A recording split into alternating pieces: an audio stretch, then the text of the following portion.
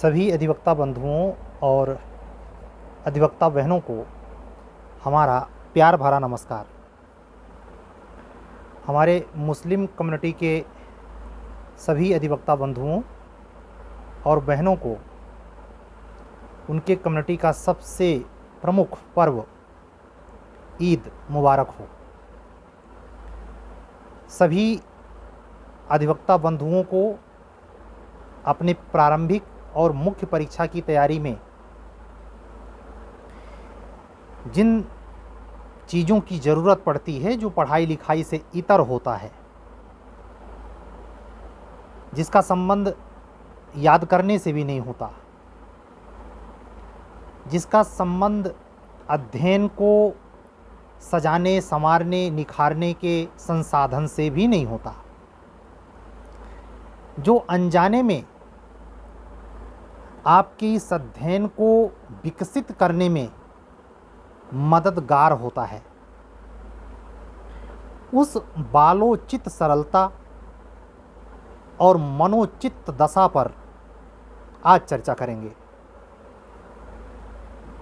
कल अत्यंत व्यस्तता हो जाने के कारण रेगुलर वीडियो जो मोटिवेशन के नाम पर एक सामान्य परिचर्चा के तौर पे जाती है, नहीं जा पाई। उसको आज कंटिन्यू कर रहा हूँ। और आज का मूल बिंदु ये है कि किसी भी कार्य क्षेत्र में, अध्ययन ही क्यों, किसी भी पेशे में आप हों, यहाँ तक कि आप, ऐसा हो सकता है ऐसा वीडियो सुनने वाले लोग ऐसे भी हों जो सेलेक्टेड हों, वो अपने सेवा में हों, जहाँ हम पहुँचना चाह रहे हैं वहाँ वो ऑलरेडी पहुँचे हुए हैं। अपने कर्तव्य और अपने आदर्श के बीच के भेद को समझना,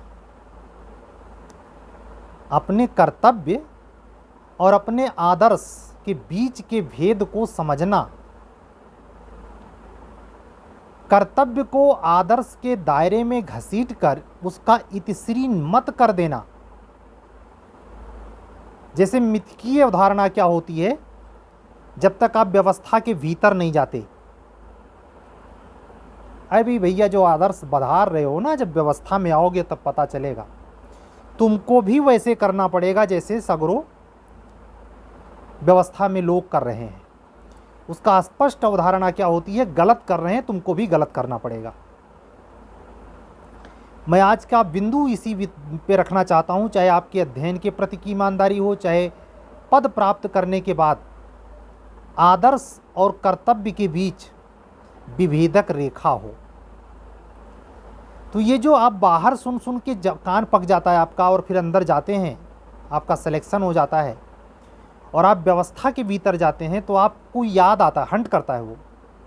और जब ज्यों ही एक कोई ऐसी परिस्थिति निर्मित होती है जहां आपको कर्तव्य और आदर्श में भेद करने की ज़रूरत आए, वो कब आन पड़ती है, ये भी स्पष्ट करूं। अक्सर इसकी ज़रूरत तब आन पड़ती है जब हमारी ईमानदारी पर घनों वाला चोट पड़ता है, यानी जहां हमारी ईमानदारी धर्म संकट में आ जाती है। चीज़ों को समझिए, उसी समय हमें यह तय कर पाने में बहुत मुश्किल आती है कि अगर हम ईमानदारी और आदर्श बघारेंगे तो हमारी व्यक्तिगत बहुत क्षति होगी, हमारी व्यक्तिगत बहुत क्षति होगी। उन परिस्थितियों में हम आदर्श को और ईमानदारी को जबरदस्ती, ईमानदारी को भी आदर्श के दायरे में, कर्तव्य के दायरे से हटा करके आदर्श के दायरे में रखकर इतिश्री कर लेते हैं। ऐसा आप हर क्षेत्र में पाएंगे। बिजनेसमैन हो, रेवड़ी पट्टी पे चाट बेचने वाला एक साधारण सा व्यक्ति हो, ऐसा भी हो सकता है रोज भंगार उठाने वाला, कूड़े वाला हो, एकदम छोटी मोटी लागत वाला इंसान जिसकी बहुत बड़ी लागत नहीं है, वो भी इन वृत्तियों से भरा होता है।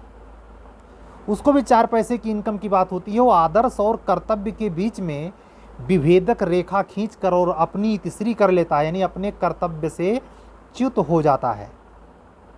इससे बचना है। उसका पहली प्रयोगशाला यही जो मेंस की तैयारी, प्री की तैयारी चल रही है, वहाँ देखने को आती है। 77 बहाने आपके पास हैं कि ये काम पड़ गया, वो काम पड़ गया, तबीयत बिगड़ गई इत्यादि। लेकिन ध्यान रखना, अगर ये आदत में आपके शुमार हो गया कि जब भी धर्म संकट खड़ा हुआ आपने कर्तव्य और ईमानदारी को आदर्श के डाल खांचे में ज़बरदस्ती धक्का देकर और खुद को बचा लिया, ये खतरनाक है। एक प्रकार से ये स्वीट पॉइजन जैसा है। आने वाले समय में कुछ दशकों बाद आप पर ये बहुत भारी गुजरने वाला है। ये कुछ उसी तरीके से है जैसे हम किसी का उधार पैसा लेते जाएं, वो आदमी देता जाए। हो सकता है देने वाले में इतनी महानता हो कि उसकी इस भावना से भी दे रहा हो कि आप कभी भी ना लौटाएं तो चलेगा। अब आपकी यही कर्तव्यच्युत और कर्तव्य और आदर्श और ईमानदारी की सघन परीक्षा होगी। वो तब नहीं कि जब आप पर वो रोज़ हंट करे कि हमारा पैसा वापस कीजिए, नहीं, खास करके वहाँ जहाँ आपको फुल्ली छूट है।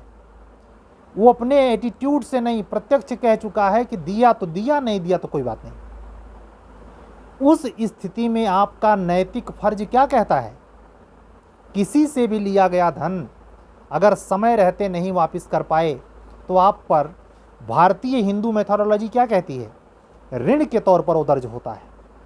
अगर इस जन्म में नहीं पे कर पाए तो अगले जन्म में करना पड़ेगा।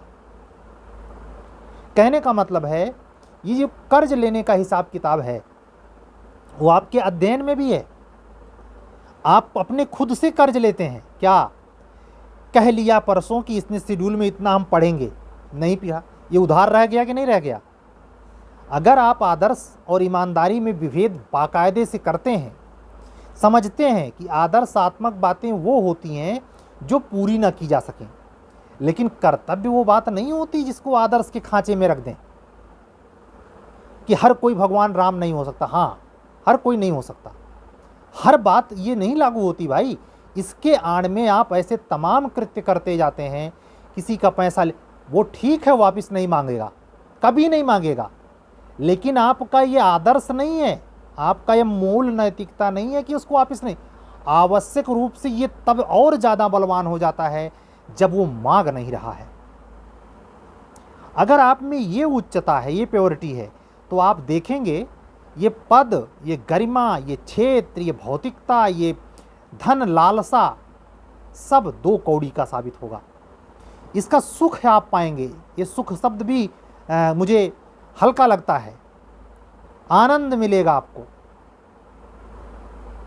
वो व्यक्ति बिल्कुल कह रहा है मुझे नहीं चाहिए पैसे, और उसका पैसा अगर आपने लिया है और किसी भी प्रकार से उपयोग किया है, समय रहते इसी जन्म में आप उसको चाहे जिस रूप में वापस करें, कोई ज़रूरी नहीं है धन का धन में ही वापस करें, किसी प्रकार ज़रूर वापस कर दें। ध्यान रखिए, ये हमारी उथली सोच है बदले की कि हमने धन दिया तो मुझे उतना धन नहीं। अगर वहरे वक्त पे आकर किसी समय उसके आपने ऐसे कार्य को अंजाम दिया जिसकी कीमत ही नहीं है, मतलब सुपर पावर है, सुपर वैल्यू है उसकी, सुपर पावर नहीं, तो फिर ऑटोमेटिक वो ऋण पूरा ही नहीं हुआ, चुकता ही नहीं हुआ, सूद मूर समेत चुकता हुआ। जबकि दिखने में भौतिकता में तो ऐसा नहीं रहा कि उसको आप ऐसे आपके पढ़ाई का क्षेत्र है। जब आप अपने सिलेबस में जितना डिसाइड किए हैं सुबह सुबह, उसको जब उधार नहीं छोड़ते, मतलब जितना आपने अपने आप से ऋण लिया कि आज इतना हम कवर करेंगे, उससे ज़्यादा करके दिखाया, खुश कौन होगा भाई? आपका कर्ता जो भीतर से आपको अधिकारी बनाने पे, न्यायिक अधिकारी बनाने के लिए दृढ़ निश्चयी होकर के जुटा पड़ा है। और अगर बेईमानी आ गई, ईमान से आप डिग गए, तो आप कर्तव्य से च्युत हो जाते हैं और आप आदर्श के नाम पर क्या बगाड़ते हैं? अरे भैया कोई ज़रूरी है जो तय किया वो पूरा ही करें। बस एक दिन बहाना, 2 दिन बहाना, तीसरे दिन नींद का आना, चौथे दिन यूं ही चले जाना। नतीजा क्या होगा कि सिलेबस कंप्लीट नहीं होगा, रिजल्ट शो नहीं होगा। 3000 लड़के मेंस देने जाएंगे, सबके सब थोड़े होंगे, यही सब वृत्तियां घसीट ले जाएंगी। सफलता और असफलता की जो पहली पड़ताल है, पहचान है, इसी आदर्श, कर्तव्य और ईमानदारी और नैतिकता के बीच विभेदक रेखा को पहचानने में है। अगर आप खुद मेहनती हैं, ईमानदार हैं, आप उस दिन को जज्ब करें, महसूस करें। किसी व्यक्ति को, मान लीजिए किसी का पर्स ही आपको बटुआ कहीं मिल गया, आपका एक 403, 404, 405 सेक्शन आईपीसी में जब पढ़ते हैं तो आपको एक एग्जाम्पल खूब मिलता है। उस पर्स बटुए को खोला और आपने देखा उसमें बाकायदे आइडेंटिटी दी गई है, आधार कार्ड है, तब भी उस पैसे का यूज कर रहे आप, तो आपराधिक दुर्विनियोग कर रहे कि नहीं कर रहे। अब आपसे मैं यही पूछना चाहता हूँ, कानून बनाने वालों ने कोई दूसरे दुनिया की बात थोड़े लिखी है। आदर्श और व्यक्तित्व क्या कहता है, कौन ढूंढने जाए, पता नहीं कहाँ का आदमी रहा होगा। कर्तव्य क्या कह रहा है, जब आधार कार्ड मिल गया तो उसमें एड्रेस तक, उस पर स्पीड पोस्ट किसी भी माध्यम से उस तक तो बात की जा सकती है। तो कर्तव्य च्युत होना यही है कि आदर्श के लबादे में अपनी सारी अवधारणाओं को धकिया के जबरदस्ती उसी में डाल देना। यही आपकी पढ़ाई में चल रहा है। आप गौर करें, पिछले 15 दिन का हिसाब किताब लें। जैसे आप अपने, अगर मान लीजिए शादीशुदा हैं, आपके बच्चे हैं, तो उनको आप मॉनिटर करते हैं, आप उनको चेक करते हैं, उनसे पूछताछ करते हैं, इंक्वायरी करते हैं। आप अपनी करिए ना, कि आप किन कारणों से वो सिलेबस जो आपने डिसाइड किया उसको, और काफ़ी ऐसे वक्ता बंधु हैं इन 3000 में जिनका अभी भी शेड्यूल नहीं होगा कोई। इस करवट लेट रहे हैं तो कुछ पढ़ ले रहे हैं, उस करवट जम्हाई लेके कुछ पढ़ रहे हैं, इस करवट हो गए तो सो ले रहे हैं। ऐसे लोग मेंस के नंबर की छोड़िए, कभी लाइफ में मेंस नहीं निकाल सकते। मेरा 5 महीने पहले जब एपीओ यूट्यूब पे आना हुआ तो मेरा कतई मकसद प्रीलिम्स नहीं था, लेकिन बच्चों के स्नेह ने, बच्चों के दुलार ने, अधिवक्ता बंधुओं और बहनों के अप्रतिम प्यार ने हमें ये प्रेशर में डाल दिया, और हमें पर डे हर तीसरे दिन लगभग 7 घंटे 8 घंटे काम करके पेपर देना पड़ रहा है। वर्किंग है, ये सबके बस की बात नहीं है, लेकिन मैंने ये जोखिम उठाया एक नए प्रयोग के तौर पर। अब यहाँ मैं आदर्श में ये कह सकता हूँ भाई ये पॉसिबल नहीं है, भले आपसे मैं मनी ले चुका हूँ, ये नहीं चलती। निश्चय करिए तो दृढ़ता से साथ करिए, दृढ़ निश्चयी बनिए। सिर्फ निश्चयी से काम नहीं चलेगा, और अपने कर्तव्य को पहचानिए, उसमें ये लोकापवाद मिश्रित मत होने दीजिए कि ऐसा तो कोई कर ही नहीं सकता। शुरुआत आपसे हो सकती है, शुरू तो करिए। तो ये जो समय चल रहा है, आज 21 अप्रैल हो गया है, ईद मनाई जा रही है, और इस समय अभी हालांकि 20 अप्रैल को ही हम रिकॉर्ड कर रहे हैं, ये भी 11:30 बज रहे हैं, आधे घंटे बाद 12 बजेगा। मैं इतना ही कहूँगा कि इन बातों का प्रयोग करें। पर डे जो आप अध्ययन में, मान लीजिए रिटेन में कुछ काम कर रहे हैं, इधर कुछ 2-4 दिन में कुछ नए बच्चे यूपी जुडिशरी मेंस के टेस्ट सीरीज से जुड़े हैं, मैं उनको भी कहूँगा कि पीछे की बातों को सोच सोच के काश पहले जुड़ गए होते, या ऐसा हो गया होता वैसा, इन सब पे समय जाया नहीं करते। आपका दिमाग एकदम क्रिस्टल क्लियर वाला होना चाहिए कि जो भी आप पढ़ेंगे अब बचे हुए समय के तत्वावधान में पढ़ेंगे, उसके हिसाब से अपने शेड्यूल को डिसाइड करेंगे, और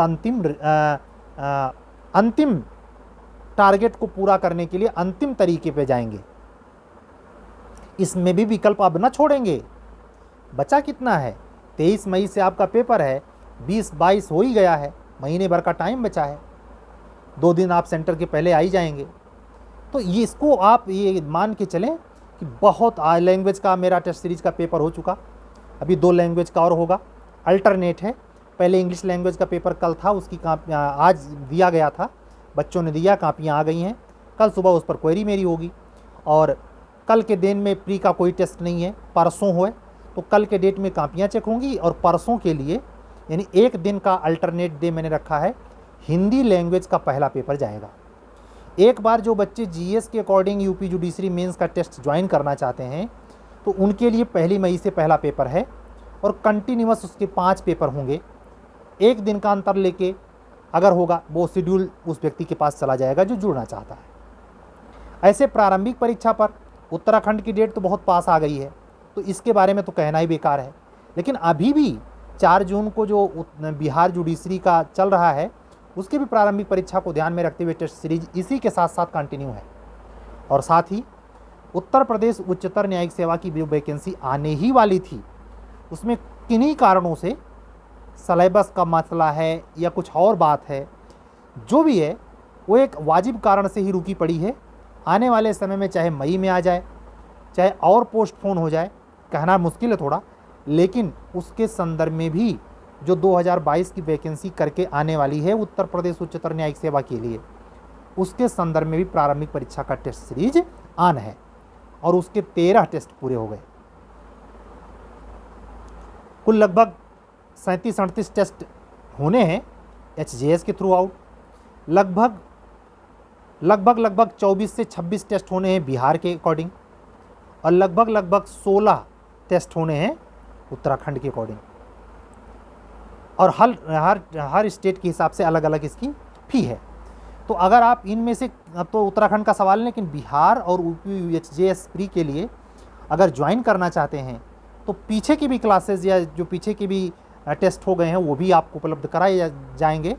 और आप बात करेंगे इसी नंबर पर 7705090393 पर, तो हम आपसे बात करेंगे और आपको उसके अकॉर्डिंग ऐड करके फिर कंटिन्यू कर दिया जाएगा।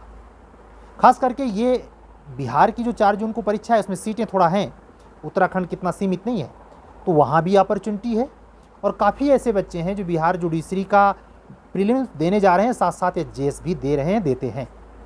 तो उन दोनों के लिए, या कोई नया आगंतुक नया व्यक्ति है जो बिल्कुल नए रूप से पहली बार HJS में बैठेगा, या ऐसा है, तो वो व्यक्ति भी इसी नंबर पर व्हाट्सअप करके मुझसे बात कर सकता है और जुड़ सकता है। टेस्ट सीरीज इस समय चल रही है, प्री और मेंस की दोनों। क्लियर कर दूं वीडियो बंद करने के पहले, मेंस की टेस्ट सीरीज 18 मई तक चलेगी। GS के अकॉर्डिंग जो 5 टेस्ट होने हैं वो 1 मई से स्टार्ट है। ठीक है, तो आप आज की बातों को अमल में लाएंगे, अपने कर्तव्य और ईमानदारी को समझेंगे और अपने आदर्श से किस प्रकार दूरी बनानी है, किसको आदर्श मानना है, हर बात को नहीं, ये क्लियर कर लें माइंड के भीतर और उसी हिसाब से अपने आप को व्यवहार में लाएं, आचरण में लाएं, खास करके अध्ययन के संदर्भ में। और जब अध्ययन अर्जित करके आप अच्छी मेहनत करके सफलता प्राप्त कर लें, पद पे आ जाएं, तो भी इस बात का और आज के कहे गए वीडियो में बातों का ख्याल रखें। ये आपको मानवीय मूल्यों से भरेगा, यश का कारक बनेगा और आप जीवन में कुछ बहुत बड़ा करने की जो मानवीय पहलू है उसको जागृत कर पाएंगे और सोसाइटी को नए संदेश से संदेशित कर पाएंगे। ठीक है, आज का वीडियो बस यहीं तक। कल फिर मिलेंगे एक रेगुलर वीडियो के साथ, तब तक के लिए हमें अनुमति दीजिए। अगर आप हमारे चैनल पर नए हैं तो हमारा चैनल सब्सक्राइब कीजिए, लाइक कीजिए और अन्य अधिवक्ता बंधुओं और बहनों तक पहुंचाइए। ठीक है, मिलते हैं कल। सबको हमारा जय सिया राम, सत्यमेव जयते। शुभ रात्रि।